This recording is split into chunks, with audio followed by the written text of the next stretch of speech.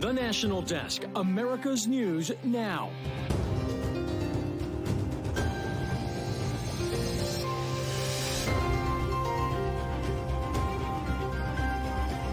Breaking tonight, debris located. The Coast Guard confirming that it found key pieces of the missing tourist sub Titan. What they say it reveals about what happened to the vessel and the 5 men on board. Strong majority of the committee feels that we're close, but there's a little further to go. Plus, the Federal Reserve Chairman returning to Capitol Hill today. His projections for the economy and how could it affect some of your biggest purchases. Devastation in America's heartland. What we're now learning about the violent and deadly tornado that leveled a small town in North Texas. And it's impossible to afford childcare as well as housing. America's child care crisis, the concerning new report about how much it's costing the average family and why finding a solution is no easy task. This is the National Desk, America's News Now. I'm Eugene Ramirez, and we start with that breaking news on the Titan. Just hours ago, the Coast Guard confirming that it has located the debris of that missing tourist sub, all 5 men aboard presumed dead.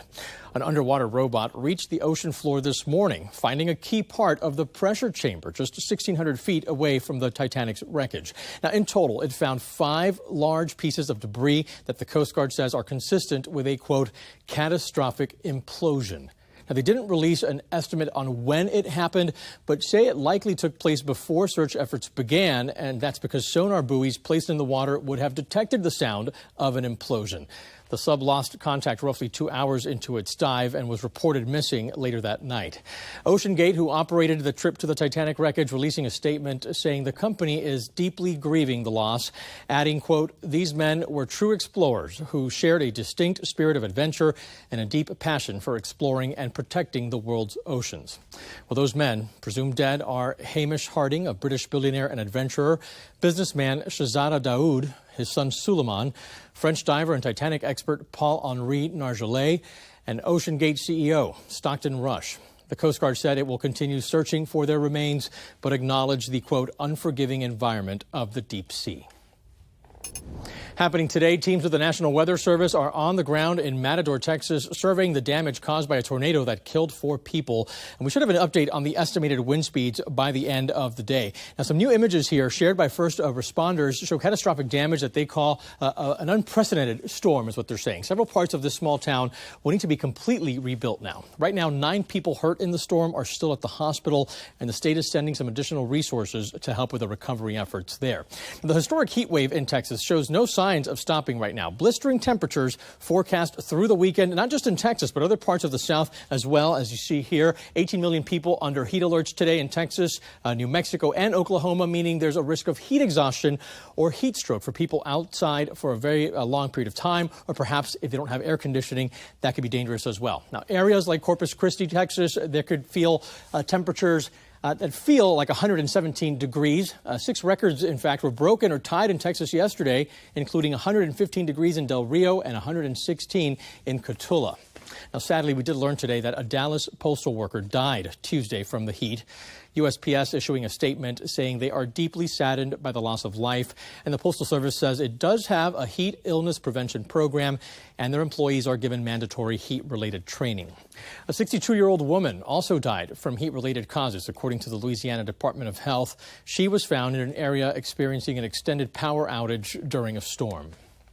The National Hurricane Center releasing a new forecast for Tropical Storm Brett. It's expected to hit parts of the Lesser Antilles tonight with 65-mile-per-hour winds, almost as strong as a hurricane, not quite there. The storm could bring up to 10 inches of rain, strong wind, and some dangerous waves as well, as you see right here. Watches and warnings in effect in the area. Brett is expected to weaken over the next couple days. It's likely to dissipate on Sunday. Taking a look at your money now. New jobless claims last week were slightly higher than analysts expected. Labor Department numbers released this morning show 264,000. You see that number there. It's the same number that you saw last week. Now, we haven't seen that many new unemployment claims since October of 2021, possibly indicating here that the Fed's interest rate hikes are beginning to cool a surprisingly strong labor market as the Fed, of course, works to fight inflation. More interest rate hikes are likely to come later this year, and that's according to the Fed chair, Jerome Powell, who just finished giving some back-to-back testimony to Congress. National correspondent Altra El-Nashar has more of what he said and what it means for your paycheck.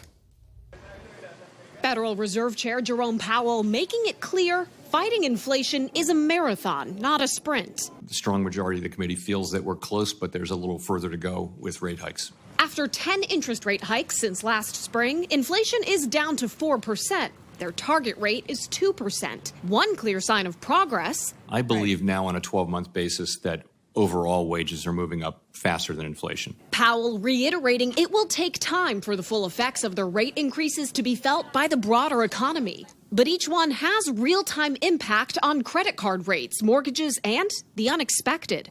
Unplanned expenses are inevitable, and your emergency savings is the buffer between you and high interest rate debt when those unplanned expenses occur. And that's particularly important right now. Credit card rates are north of 20% on average. But Bankrate's annual emergency savings report shows Americans are not getting much better at saving. Only 48% of adults say they have enough to cover 3 months' worth of expenses, an improvement of just 1 point from last year.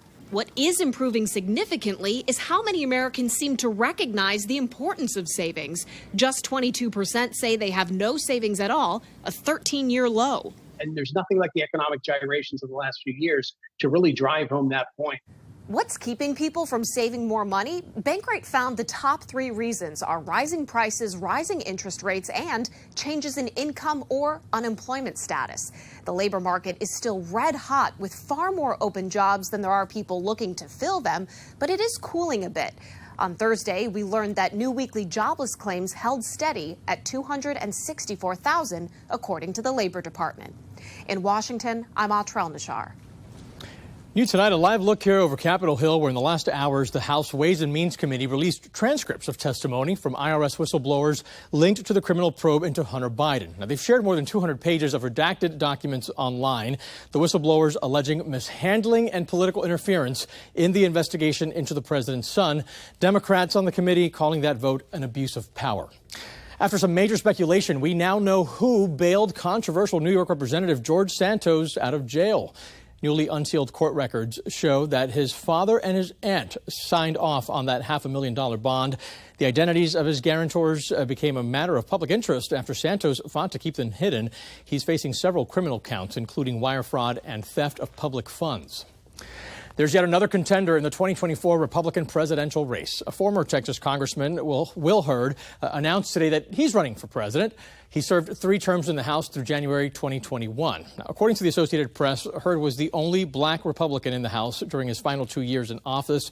And Hurd said in a video launching his campaign that the soul of our country is under attack. Hurd now brings a total number of GOP candidates to 12.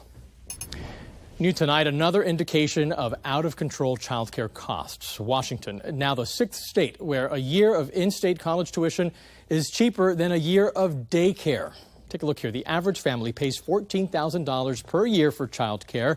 Meantime, a year at the University of Washington's nearly $2,000 less than that. The National Desk's Angela Brown joins us now, taking a deeper dive into how much the costs are rising now and what kind of relief is in the works. The numbers are simply stunning. A new report revealing child care costs have gone up 220% since 1990, outpacing inflation. The 2023 Kids Count data book revealing what most parents already know. Child care costs crippling families financially. Reporting the average American family is now spending $10,600 for one child for child care in 2021. Struggling parents turning to the Child Care Law Center for answers. What are mothers telling you? Mothers are telling us that it's impossible to afford childcare as well as housing, rent. The Kids Count data book breaks down affordability by state or region. Washington, D.C., the highest center-based child care cost for a toddler, over $24,000. On the lower end, West Virginia, at nearly $8,000. But both areas are facing similar challenges. There's not enough staff. There's not enough child care centers. We need to grow and we need to meet the demand. Finding a fix to make child care more affordable is challenging. Groups like the Child Care Law Center are pushing Congress. Is there one law that you're targeting right now? One law we're trying to pass right now is called the Child Care for Working Families Act. It's in Congress. Here's that bill. It includes capping the cost of child care at 7% of income and offering subsidies to raise wages for child care workers. A 2022 poll from First 5 Years Fund found that nearly 3 in 5 Republican voters and 4 in 5 Democratic voters agree the federal government needs to take action. The question for many is how to do it and who pays for it. In Washington, D.C., I'm Angela Brown. Well, U.S. home prices fell last month by the largest annual amount in more than a decade. The National Association of Realtors saying today that the median national price was just over $396,000. It's a 3.1% drop from a year ago. Meanwhile, existing home sales were up slightly from April to May, but down more than 20% from a previous year. New home building, on the other hand, that's surged. Coming up here on the National Desk, the NTSB holding a rare field meeting in East Palestine, Ohio, months after that catastrophic train derailment. What local officials said about how much time they had to respond. Then a concerning increase. A new report shows that more people are dying from what's considered a preventable cause. What's driving that trend up? Plus, a new warning before you head to the beach this summer. Why officials in Florida are urging you to steer clear of seaweed. We're back in 90 seconds.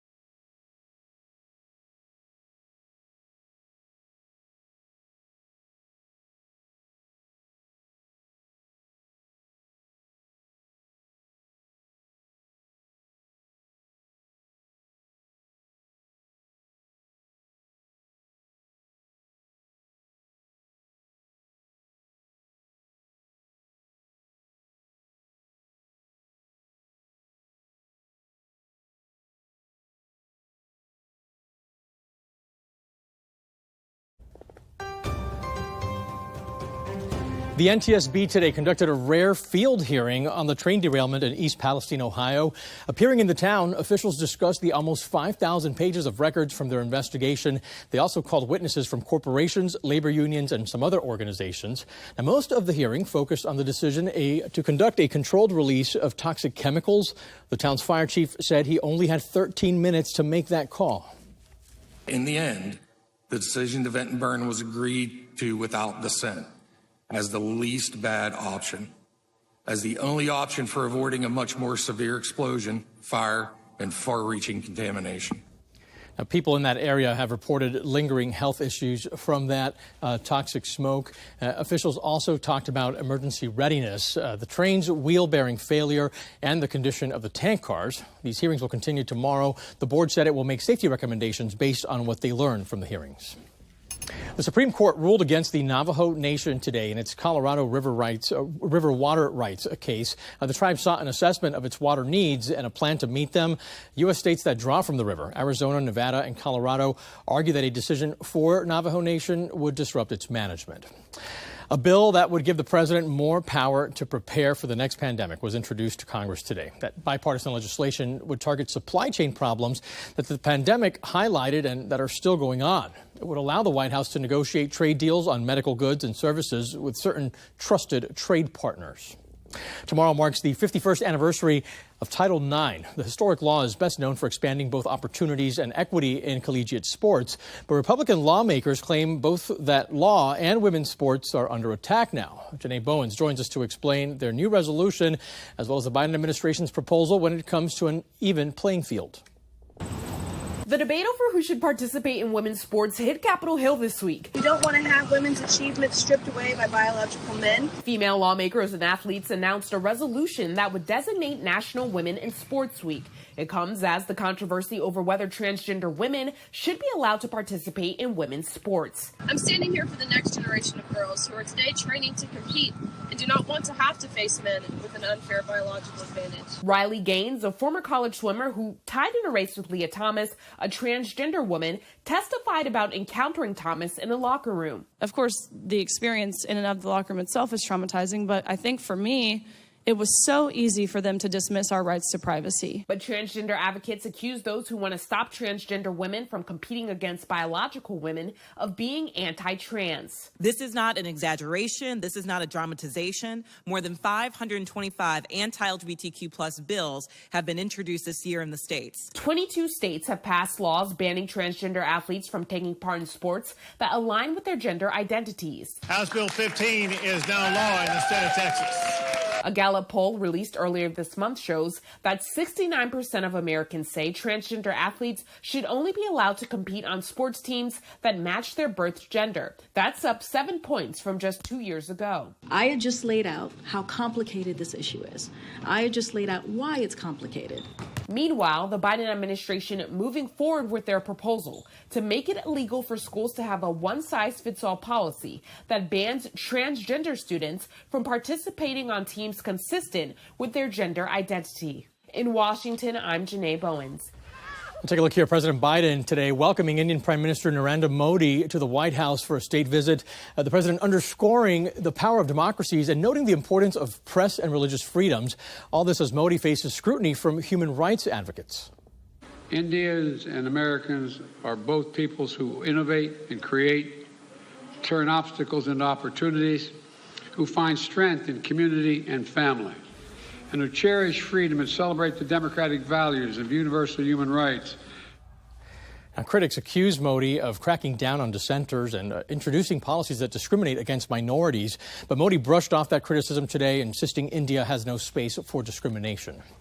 The U.S. boosting production of critical howitzer shells to help Ukraine, according to the Army's acquisition chief, adding that the sharp increase will help address a global shortage of the ammo. He said U.S. stockpiles are larger than most people think and will get back to pre-war levels quickly.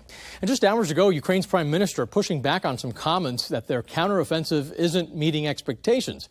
He said it's too early to assess the success or trajectory of the operation, adding that they're still in the early phases.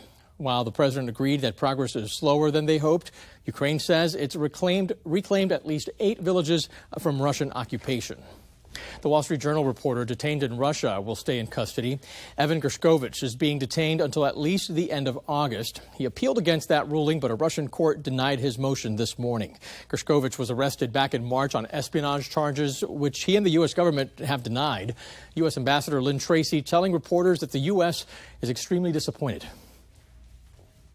This was a procedural hearing appealing the conditions of his continued detention, and we were extremely disappointed by the denial of his appeal. Gershkovich faces up to 20 years in prison if convicted. New tonight, the country is one step closer to a first-of-its-kind vaccine. We're waiting to learn if the CDC director will sign off on 2 RSV vaccines for older adults. Clinical trial data shows that they were more than 80% effective at preventing some serious illness in adults over the age of 60. One shot was developed by Pfizer, the other one made by GSK. Regulators hope to roll out these shots by the fall. Now, the CDC estimates that RSV causes more than 14,000 deaths every year in older adults. The virus also dangerous for very young children and people with underlying conditions. The median age for Americans is the highest it's ever been. New census data showing the median was 38.9 in 2022. In 2000, if we take a look back here over 2 decades, the median was 35, and further back, 1980, it was 30. Researchers say a big reason for the age difference is that people are having fewer kids than they used to, or having them a little later in life. And an aging population could mean a slower growing economy as well. A new report says there's been a spike across the country in preventable deaths. The Commonwealth Fund found an uptick in every state, with COVID-19 deaths a driving factor. The report says the pandemic also contributed to more substance abuse and barriers to care for illnesses like cancer. And researchers say maternal mortality rates nearly doubled between 2018 and 2021. New tonight, a study shedding some new light on CTE, a condition caused by head injuries. It's been diagnosed in dozens of NFL players after their deaths. It was the largest study of CTE to date. Researchers looked at data from helmet sensors going back 20 years, comparing how many times players were hit and how hard they were hit. Well, they found that concussions and isolated brain injuries are not the best indicator for whether someone will develop CTE. Instead, they said adding up the cumulative force of hits over the season was more accurate a measure. Coming up here on the National Desk, the team of bicyclists racing 3,000 miles across America. And they're not just trying to win. It's an important cause that they're fighting for. We'll tell you about it when we get back.